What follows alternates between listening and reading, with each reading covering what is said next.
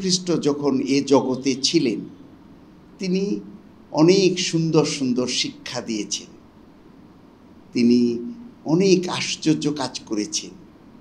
তিনি অন্ধকে দৃষ্টি দিয়েছেন, নুলাকে চলার ক্ষমতা দিয়েছেন, বোবাকে কথা বলার ক্ষমতা দিয়েছেন, কালাকে শোনার ক্ষমতা দিয়েছেন, এমনকি মৃত মানুষকে তিনি জীবন দান করেছেন। তিনি বলেছেন, তোমরা ঈশ্বরকে সমস্ত অন্তর, সমস্ত মন, সমস্ত প্রাণ দিয়ে ভালোবাসো এবং প্রতিবেশীকে নিজের মতো ভালোবাসবে। তিনি আরও শিক্ষা দিয়েছেন, ধর্মের জন্য মানুষ নয়, মানুষের জন্য ধর্ম।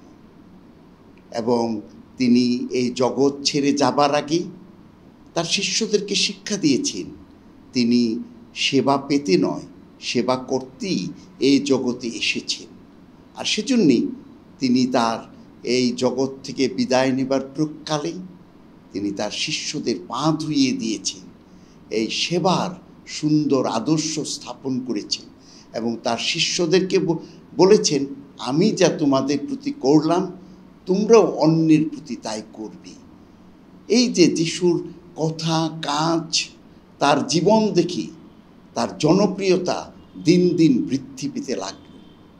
আর ধর্মীয় নেতাগণ, ইহুদি ধর্মীয় নেতারা, সমাজপতিরা খুব হিংসায় তারা জ্বলতে লাগল, তাদের প্রভাব দিন দিন কমতে লাগল।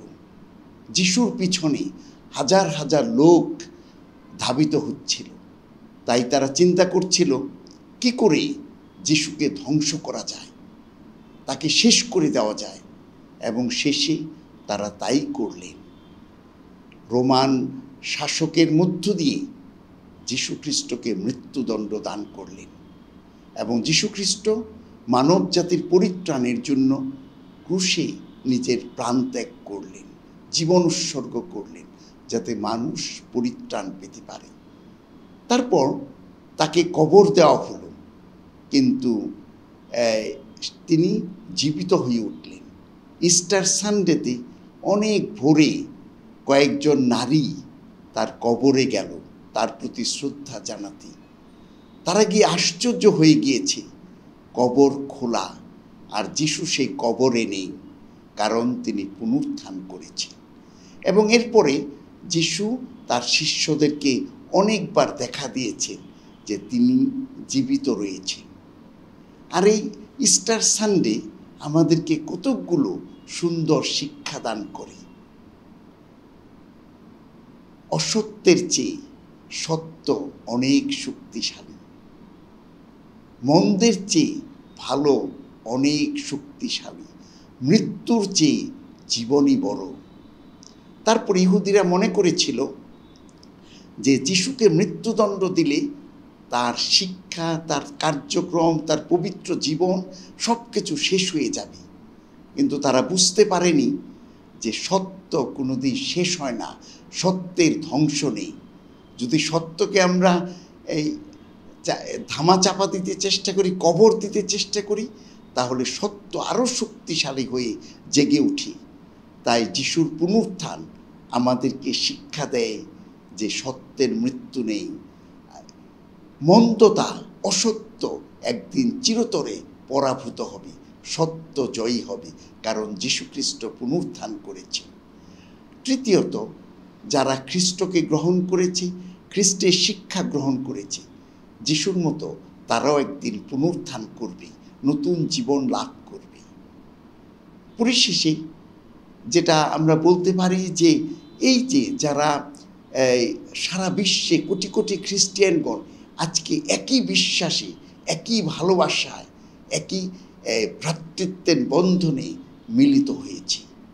তাই পুনরুত্থান আমাদেরকে নতুন আশার সঞ্চার করে, আমাদের হৃদয়ে শক্তি, প্রেরণা সঞ্চার করে, যাতে আমরা এই পৃথিবীতে সত্য, ন্যায্যতা প্রতিষ্ঠার জন্যে, মানুষের অধিকার প্রতিষ্ঠার জন্যে আমরা কাজ করি।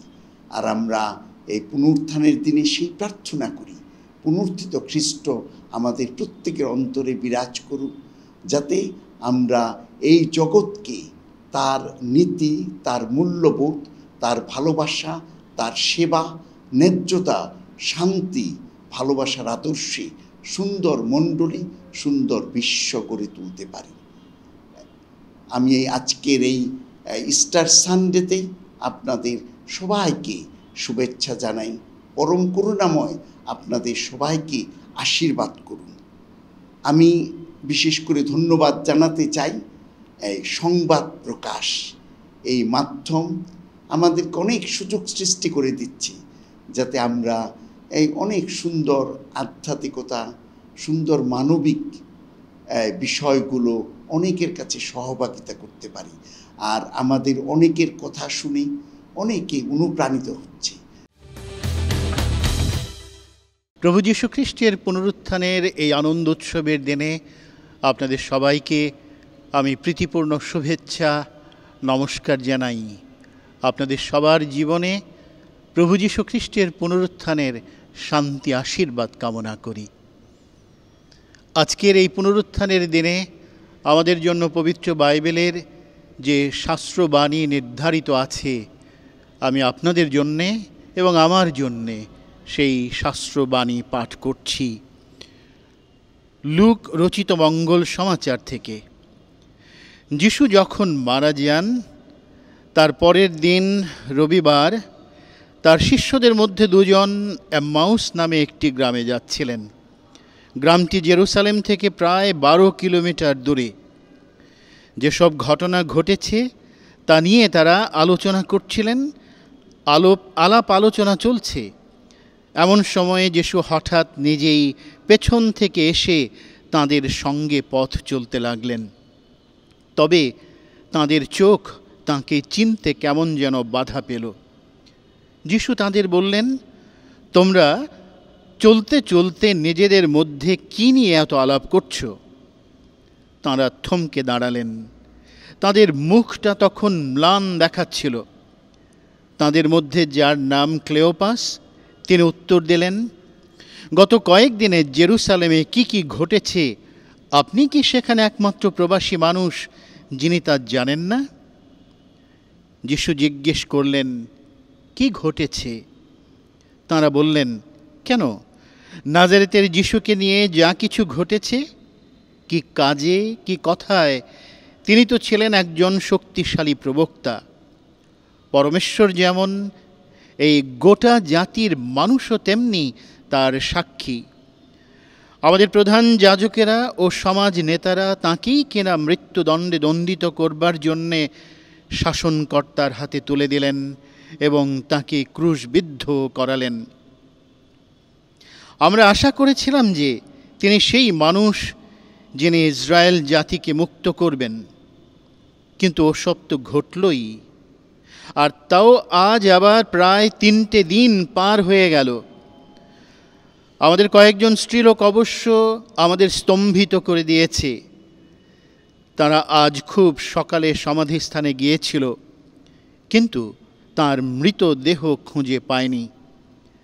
তারা ফিরে এসে জানিয়েছে যে তারা নাকি স্বর্গদূতদের দর্শন পেয়েছে। সেই স্বর্গদূতেরা বলেছেন তিনি নাকি বেঁচেই আছেন। আমাদের কয়েকজন সঙ্গীও তখন সমাধিস্থানে গিয়েছিল। স্ত্রীলোকেরা যা বলেছিল তারা ঠিক তাই দেখল বটে, কিন্তু যিশুকে তারা দেখতে পায়নি। তখন যিশু তাঁদের বললেন, কি নির্বোধ তোমরা! প্রবক্তারা যে কিছু বলে গেছেন তা অন্তর থেকে বিশ্বাস করতে তোমাদের কতই না দেরি হচ্ছে। খ্রিস্ট এই যে যন্ত্রণা ভোগ করেই তাঁর আপন মহিমার আসনে অধিষ্ঠিত হবেন, তা কি অবধারিত ছিল না?